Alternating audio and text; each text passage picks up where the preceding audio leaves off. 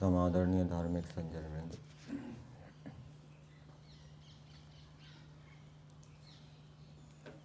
जैसे हम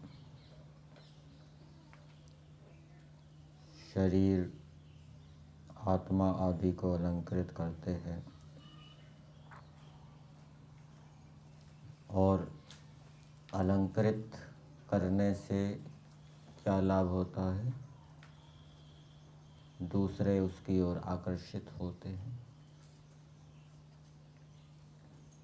इसी प्रकार से ईश्वर को भी अलंकृत सुशोभित करना चाहिए। और ईश्वर सुशोभित कैसे होता है? जब ईश्वर को जानने मानने वाले ईश्वर के अनुकूल चलते हैं, ईश्वर के गुण कर्म स्वभावों को धारण करते हैं, तो उससे ईश्वर अलंकृत होता है। और ऐसे ईश्वर भक्त, ईश्वर उपासक मनुष्यों को देखकर दूसरे ईश्वर को न मानने वाले नास्तिक भी ईश्वर की ओर आकर्षित होते हैं। इसको समझने के लिए एक श्लोक आता है सत्यार्थ प्रकाश के दूसरे समोल्लास में। माता शत्रुः पिता वैरी येन बालो न पाटितः न शोभते सभा मध्ये हंस मध्ये यथा बका। तो ऐसे माता पिता जिन्होंने अपनी संतान को सुशोभित नहीं किया, वो विद्वानों की सभा में सुशोभित नहीं होते, क्योंकि उनकी संतान मूर्ख है, अज्ञानी है, गलत आचरण करने वाली है। और जिनकी संतान अच्छी प्रकार से सुशिक्षित होती है, विद्या से युक्त होती है, अच्छे अच्छे उत्तम सुंदर गुण कर्म स्वभावों से युक्त होती है, सुंदर आचरणों से युक्त होती है, तो उनके माता पिता भी सुशोभित होते हैं। इसलिए ईश्वर को सुशोभित करने के लिए हम आस्तिकों को ईश्वर के अनुकूल वर्तना चाहिए, ईश्वर की आज्ञाओं को जानना चाहिए, उनका पालन करना चाहिए। वेदों के रहस्य को कौन जानता है? वेद मंत्रों का जो रहस्य अर्थ है, छुपा हुआ अर्थ है, उसको कौन जानता है? सबको वेदों का भाष्य पढ़ने से वो आनंद नहीं मिलता। किसी किसी को वेद का स्वाध्याय करने से या वेद भाष्य का स्वाध्याय करने से विशेष आनंद मिलता है, नई नई बातें मिलती है, नए नए रहस्य पता लगते हैं, नया नया ज्ञान विज्ञान मिलता है। तो किसको मिलता है वो नया नया ज्ञान विज्ञान? एक तो जो नियमित रूप से वेद का स्वाध्याय करेगा, जिसका ऐसा अभ्यास है, नियमित रूप से वेद का स्वाध्याय करता है अथवा वेद भाष्य का स्वाध्याय करता है, उसको ऐसे रहस्य मिलेंगे। और साथ साथ में जिसका आचरण भी पवित्र है, अंतःकरण पवित्र है, तो ऐसे मनुष्य को वेदों को पढ़ने से नया नया ज्ञान विज्ञान मिलता है, प्रतिदिन नया नया ज्ञान विज्ञान मिलता है। सत्यार्थ प्रकाश के विषय में बताते हैं, पंडित गुरुदत्त विद्यार्थी जी ने कितनी बार पढ़ा? 17-18 बार। क्यों पढ़ा? क्योंकि नई नई बात मिलती थी हर बार। तो इसी प्रकार से जो पवित्र अंतःकरण वाला है, प्रतिदिन नियमित वेद का स्वाध्याय करेगा, अथवा जिसने व्याकरण, निरुक्त, छंद, दर्शन आदि नहीं पढ़े, वेद भाष्य का स्वाध्याय करेगा तो उसको नई नई बातें मिलेगी। जो ईश्वर के अनुकूल चलता है, ईश्वर उसकी उत्तम प्रकार से रक्षा करता है। अथर्ववेद में एक मंत्र आया है, वहाँ पर समुद्र का दृष्टांत दिया है। सिंधुम आपो यथा इतो विचेतसः, ये मंत्र है। इसमें बताया है कि जैसे नदियाँ समुद्र को पालित और रक्षित करती है, इसी प्रकार से जो ईश्वर की आज्ञा पालन में तत्पर होता है, ईश्वर उसकी अच्छी प्रकार से रक्षा करता है, उत्तम प्रकार से रक्षा करता है, उसका उत्तम प्रकार से पालन करता है। ईश्वर की आज्ञाओं को जानने के लिए यजुर्वेद के अंदर कर्मों का विधान किया गया है प्रमुखता से। यजुर्वेद का हम स्वाध्याय कर रहे हैं। आज मंत्र संख्या 13 का स्वाध्याय किया गया। कल के मंत्र में बताया था कि जो ईश्वर के अथवा विद्वानों के अनुशासन में चलता है वो प्रकाशित आत्मा वाला हो जाता है। इसी से संबंधित एक अथर्ववेद में मंत्र आता है। मंत्र है असंयतो व्रते ते शेति पुष्यति, अर्थात जो परमेश्वर के व्रतों में प्रयत्न नहीं करता वो शेति क्षीण हो जाता है, और पुष्यति जो परमेश्वर के व्रतों में निवास करता है, परमेश्वर की आज्ञाओं में निवास करता है, परमेश्वर के गुण कर्म स्वभावों में निवास करता है, वो क्या है, पुष्ट होता है। तो 12वें मंत्र में बताया कि विद्वानों के अनुशासन में चलने से मनुष्य विद्वान हो जाता है, ईश्वर के व्रत, ईश्वर के अनुशासन में चलने से मनुष्य विद्वान हो जाता है। इसलिए मनुष्यों के लिए ये उपदेश है कि मनुष्यों को ईश्वर अथवा विद्वानों के अनुशासन में चलना चाहिए। गुरुकुल में तो ये भी रहे होंगे, कंस, रावण, दुर्योधन, जरासंध आदि, और गुरुकुल में ये भी रहे रामचंद्र जी, कृष्ण जी, युधिष्ठिर आदि। तो जिन्होंने अच्छी प्रकार से गुरु आचार्यों के नियम अनुशासन का पालन किया, उनकी आज भी पूजा की जाती है, आज भी सम्मान किया जाता है श्री रामचंद्र जी का, कृष्ण जी का। और जिन्होंने पूरी शक्ति से अनुशासन का, नियमों का पालन नहीं किया, तो उनकी आज भी निंदा होती है, आज भी अपमान होता है। इसलिए मनुष्यों को ईश्वर और विद्वानों के अनुशासन में चलने का प्रयत्न करना चाहिए। आज का मंत्र है त्वन्नो अग्ने तव देवा पायुभिर्मघोनो रक्षा तन्वश्च वन्द्य त्राता तोकस्य तनये गवाम अस्य अनिमेषं रक्षमाणः तव व्रते। इस मंत्र की भूमिका में महर्षि दयानंद जी लिखते हैं, राजा और ईश्वर की कैसी सेवा करनी चाहिए। तो इसका उत्तर हमें भावार्थ के अंदर मिलेगा। भावार्थ में दिया है, जो मनुष्य ईश्वर के गुण कर्म स्वभावों और आज्ञा की अनुकूलता से वर्तमान है, तो ईश्वर की सेवा कैसे करनी चाहिए, ईश्वर की सेवा हम कैसे करेंगे। यदि हम अपने गुण कर्म स्वभाव ईश्वर के अनुकूल बनाते हैं तो हम ईश्वर की सेवा कर रहे हैं। यदि हम ईश्वर की आज्ञा का पालन कर रहे हैं तो हम ईश्वर की सेवा कर रहे हैं। इसी प्रकार से राजा है, यदि हम राजा के गुण कर्म स्वभाव के अनुकूल अपने गुण कर्म स्वभाव बना रहे हैं तो राजा की सेवा कर रहे हैं। यदि हम राजा की आज्ञाओं का पालन कर रहे हैं तो राजा की सेवा कर रहे हैं।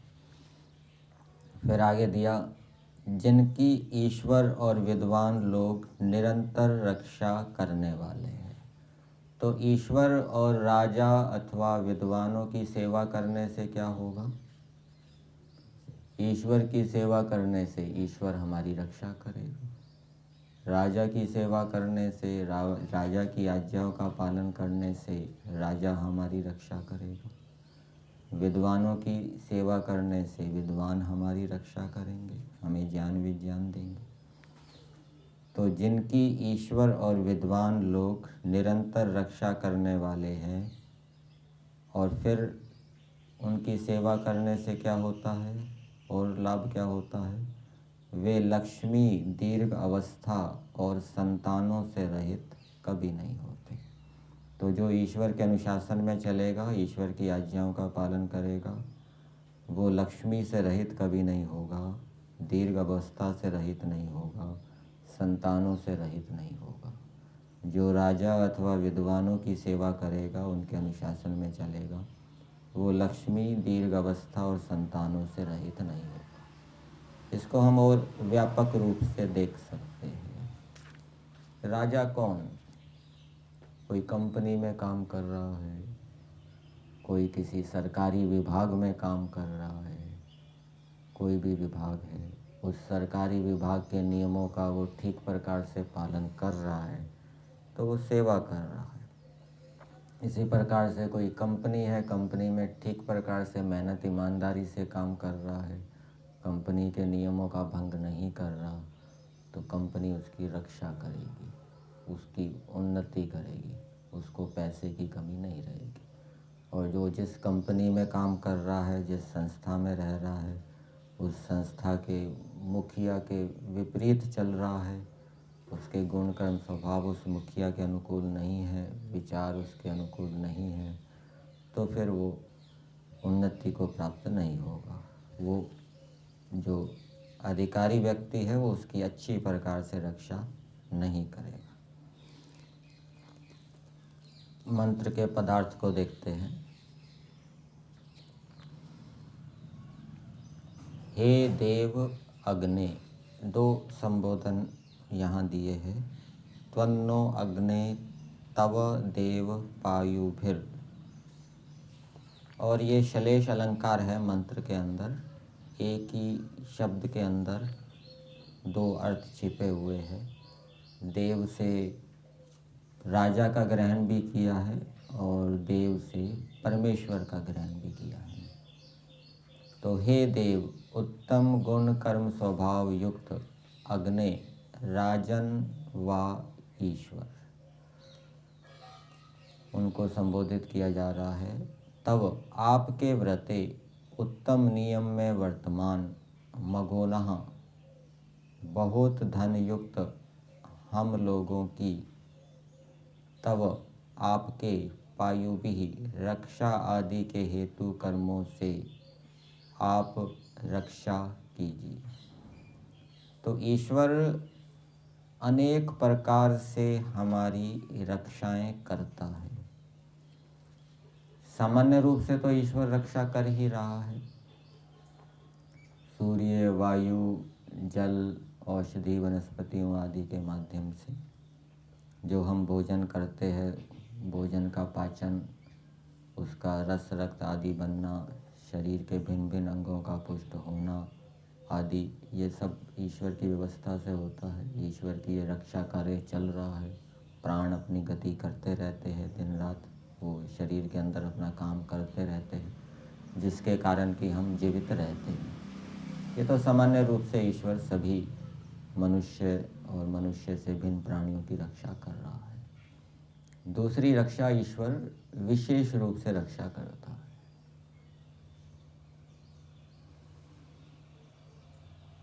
किसी को कपड़े की पहचान नहीं है, वो बाज़ार में कपड़ा लेने जा रहा है और उसको चाहिए सूती कपड़ा, और दुकानदार ने मिला हुआ कपड़ा, मिक्स कपड़ा दिखा दिया, वो उसको पहचान नहीं पाया। दुकानदार ने कहा सूती है, ले जाओ, तो वो धोखा खा गया। तो परमेश्वर पहचान करने की बुद्धि देता है। किसी को शहद की पहचान नहीं होती, ये शहद असली है नकली है, वो धोखा खा जाता है। किसी को घी की पहचान नहीं होती है, ये घी असली है या नकली है, वो धोखा खा जाता है। तो ईश्वर विशेष बुद्धि देकर, ज्ञान विज्ञान देकर मनुष्यों की रक्षा करता है, जिससे कि वो सांसारिक मनुष्यों से धोखा नहीं खाते। ठीक। और ईश्वर कोई समस्या उत्पन्न हो गई अपनी या दूसरे की, उसका क्या समाधान है। प्रतिदिन नई नई समस्याएं आती है, लोग नई नई समस्याओं को लेकर आते हैं, अथवा हमारे सामने भी नई नई समस्याएं उत्पन्न होती हैं। तो जो ईश्वर का उपासक होगा, ईश्वर की आज्ञाओं का पालन करने वाला होगा, वो उन समस्याओं का समाधान कर लेगा। उसको, वो ईश्वर के साथ जुड़ेगा, समस्याओं का समाधान मांगेगा, ईश्वर उसको समस्या का समाधान दे देगा। इस प्रकार से ईश्वर विशेष रूप से रक्षा करने वाला।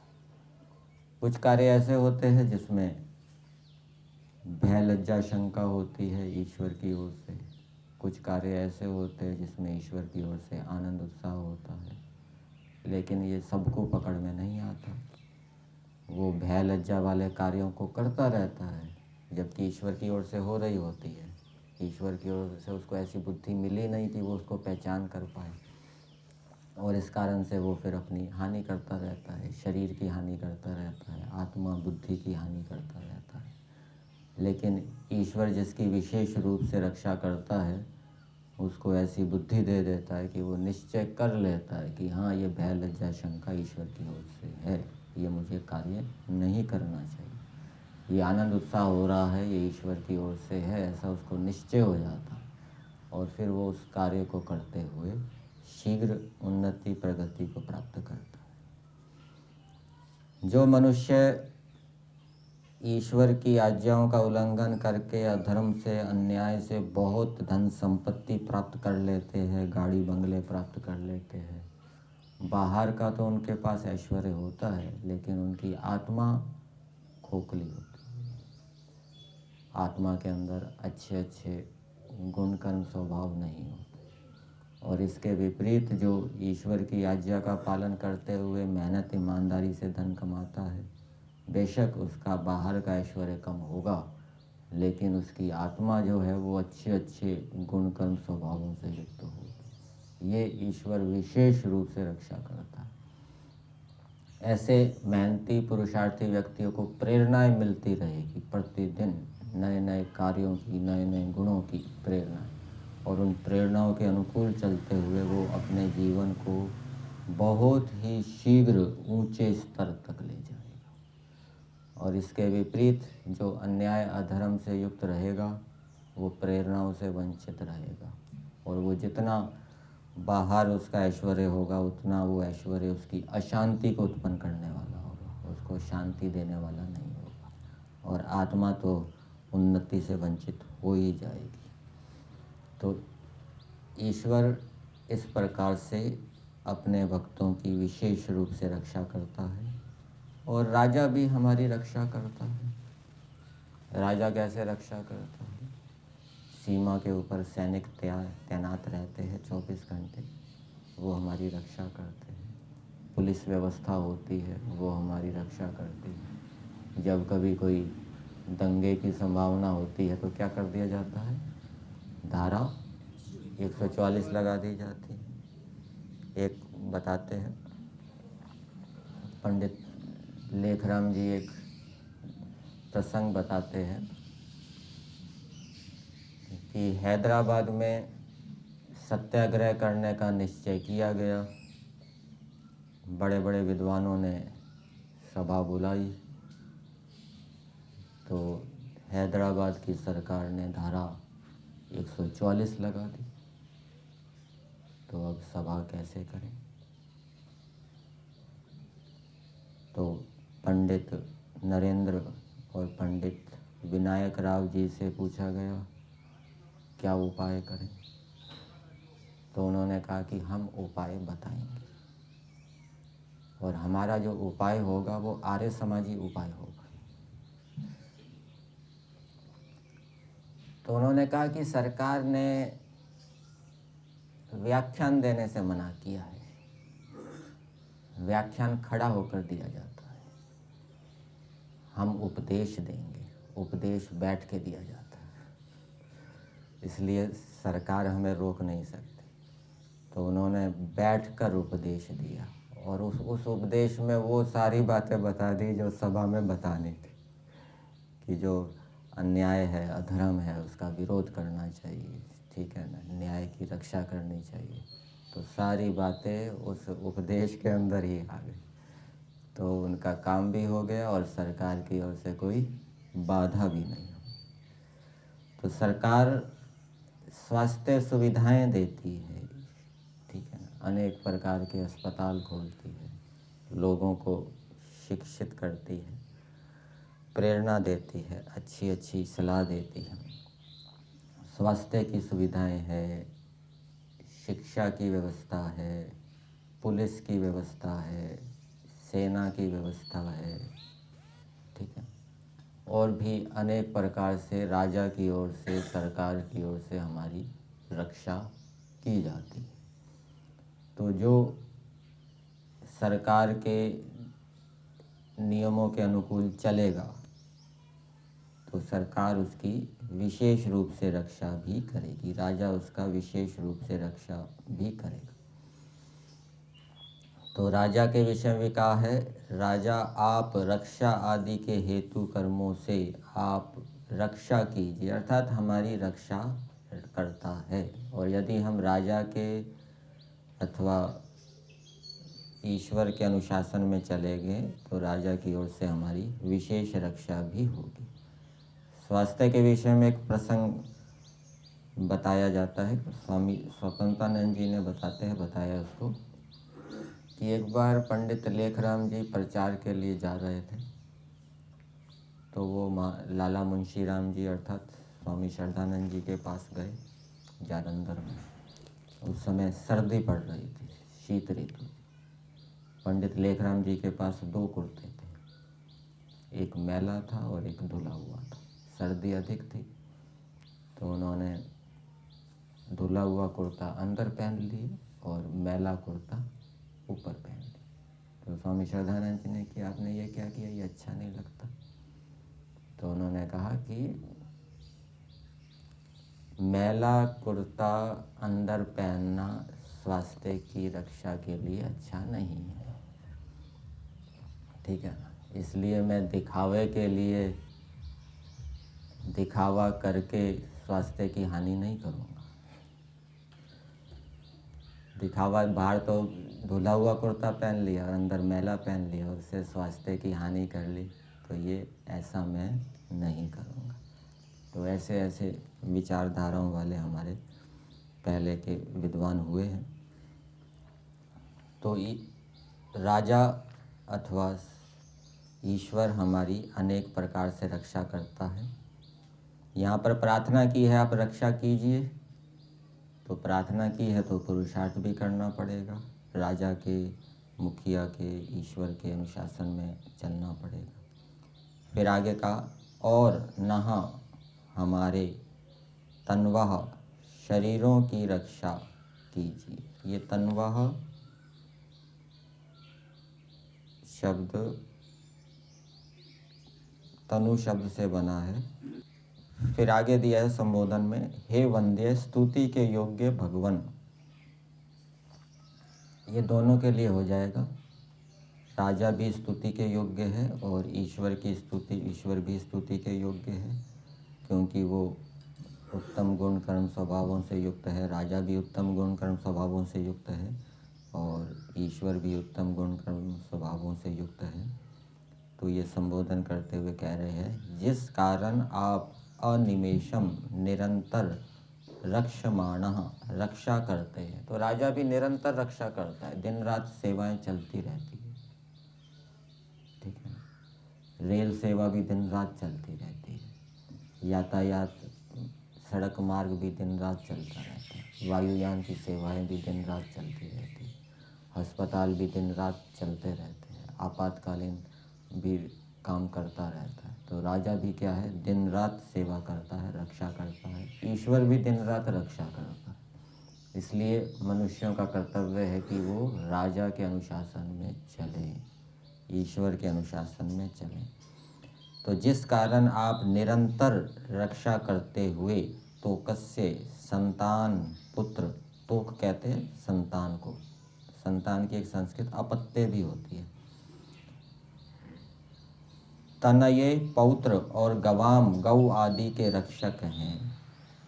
तो ये राजा संतानों की भी रक्षा करता है, टीके लगाए जाते हैं ना, सरकार की ओर से छोटे बच्चों को टीके लगाए जाते हैं जिससे कि उन बच्चों में कोई रोग उत्पन्न ना हो जाए, और उनकी पढ़ने की व्यवस्था की जाती है, स्वास्थ्य की व्यवस्थाएं की जाती है। और जो राजा है वो धन संपत्ति की भी रक्षा करता है, गवाम दिया है, गौ आदि अर्थात संपत्ति, धन संपत्ति की रक्षा करने वाला भी राजा है। कोई हमारी वस्तु चुरा कर ले जाए तो हम रिपोर्ट करते हैं, पुलिस में रिपोर्ट करते हैं, फिर पुलिस कार्रवाई करती है, हमारी वस्तु को दिलाती है। रक्षक हैं, इसलिए हम लोगों को सर्वदा सत्कार और उपासना के योग्य हैं। तो मंत्र का संदेश मनुष्यों के लिए ये है, मनुष्यों को ये उपदेश दिया गया है कि हे मनुष्यों, ईश्वर तुम्हारी दिन रात रक्षा करता है, इसलिए तुम ईश्वर का सत्कार करो, ईश्वर के अनुशासन में चलो। जो राजा है वो भी तुम्हारी दिन रात रक्षा करता है, अनेक प्रकार की तुम्हें सुविधाएं प्रदान करता है, इसलिए तुमको कृतज्ञ बनना चाहिए और कृतज्ञ बन के उसका सत्कार करना चाहिए, उसके अनुशासन में चलना चाहिए।